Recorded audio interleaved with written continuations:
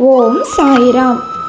எனதருமை பிள்ளையே, ஜெயிக்க நினைப்பவர்கள் தவிர்க்க வேண்டிய 6 குணங்கள்: ஆசை, கோபம், பொறாமை, தற்பெருமை, தான் என்ற கர்வம், அதீத சந்தோஷம்.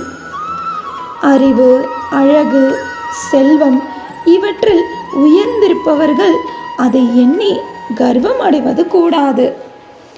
யாரையும் திட்டாதே, சாபமிடாதே, கெடுதல் நினைக்காதே. நீ எதை செய்கிறாயோ அதுவே உன்னை வந்து சேரும். உனது மனம் வருந்தினாலே போதும். உனக்கு பாதிப்பை தந்தவர்களுக்கான தண்டனையை இந்த பிரபஞ்சம் கொடுத்தே தீரும் என்பது இந்த பிரபஞ்சத்தின் விதியாகும். ஜலத்தை கலக்கு கலக்கு என்று கலக்கிக் கொண்டிருப்பதால் அதற்குள்ளே இருக்கிற முத்து எப்படி தெரியும்? அதுபோல உன் பலவித எண்ணங்களால் மனதை கலக்கிக் கொண்டிருப்பதால் உள்ளே இருக்கும் ஆத்மா என்ற முத்து உனக்கு தெரிவதில்லை. எண்ண அலைகளை எல்லாம் நிறுத்துவதற்கு மௌனம்தான் சிறந்தது. இதை கடைபிடிப்பது சற்று கடினம்தான். நீ ஒவ்வொரு முறையும் தடுமாறி கீழே விழும்போது உன்னை தூக்கி முன்னேற்ற பாதைக்கு நிச்சயம் அழைத்து செல்வேன். யாரும் உன்னை பார்க்க வருவதில்லை, பேசுவதில்லை என்றெல்லாம் புலம்புவதை நிறுத்து.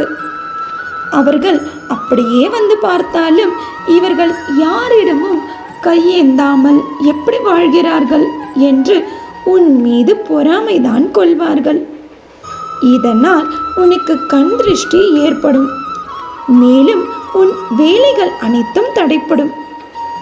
அவர்களோ உன்னை பற்றி துளியும் நினைப்பதில்லை. ஆனால் நீயோ ஒரு நொடி பேசிவிட்டால் போதும், எல்லாவற்றையும் உளறி கொட்டி விடுகிறாய்.